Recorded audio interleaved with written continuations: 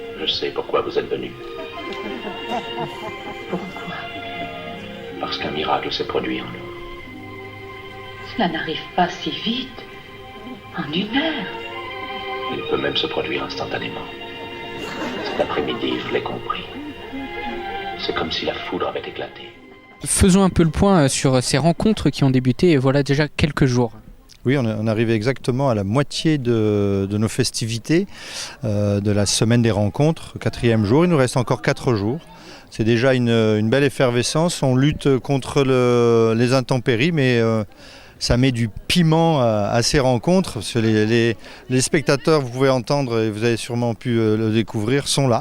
Et les restitutions de stages aussi. Donc voilà, on est dans un moment, on est en pleine croissance et adolescence de nos rencontres. Ça se passe très bien, les spectateurs sont nombreux, nous avons des ateliers fantastiques. On a vraiment une très belle équipe encore cette année d'intervenants.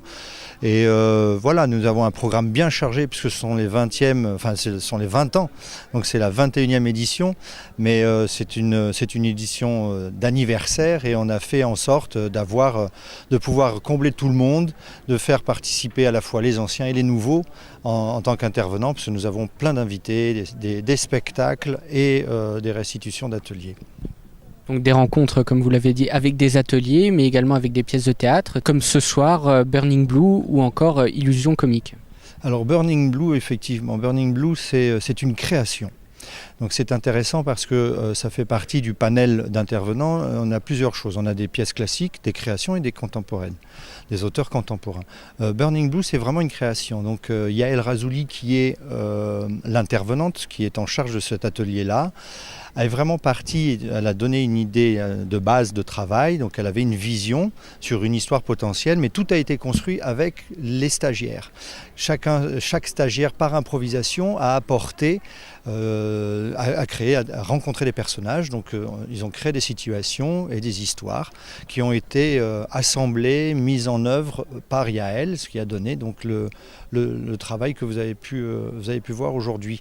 Donc cette nouveauté cette année, c'est que tous les ateliers de restitution qui normalement on a 2 créneaux, l'après-midi et le soir, cette année les créneaux de l'après-midi sont de l'après-midi et du soir, donc de nuit et de jour. Voilà, ça c'est une des nouveautés.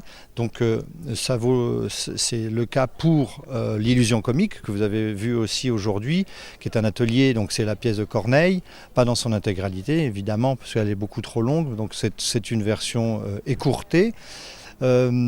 C'est Marilyn Fontaine donc, qui est venue, qui est en charge de cet atelier. Donc l'illusion comique, c'est évidemment un grand classique. Ce qui est intéressant, c'est qu'elle interroge sur le monde de l'illusion, mais elle interroge beaucoup sur le théâtre dans le théâtre. Donc c'est une pièce très pédagogique aussi. C'est-à-dire qu'elle pose vraiment beaucoup de questions et elle est festive. De moi doit triompher la haine de mon père, la faveur du pays, la qualité du mort, le malheur d'Isabelle et la rigueur du sort. Hélas, que d'ennemis et de quelle puissance! Contre le faible appui que donne l'innocence. Contre un pauvre inconnu de qui tout le forfait est de m'avoir aimé et d'être trop parfait. Oui, Clasor, tes vertus et ton feu légitime, t'ayant acquis mon cœur, ont fait aussi ton crime.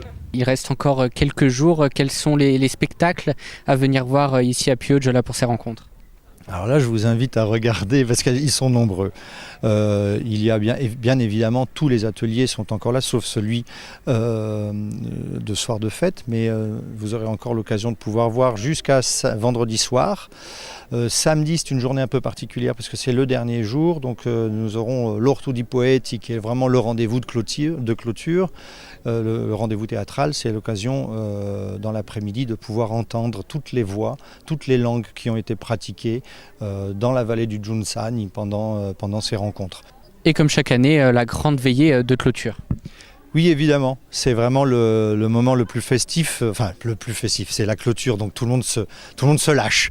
Et nous avons la coutume de nous réunir comme tous en cercle, on est tous là et sont invités les spectateurs à participer. Il y a des cartes blanches aux spectateurs à ce moment-là. C'est toute la nuit, puisque on se retrouve et on partage la musique, le chant, le théâtre, les poésies. C'est vraiment tout à fait festif et spontané.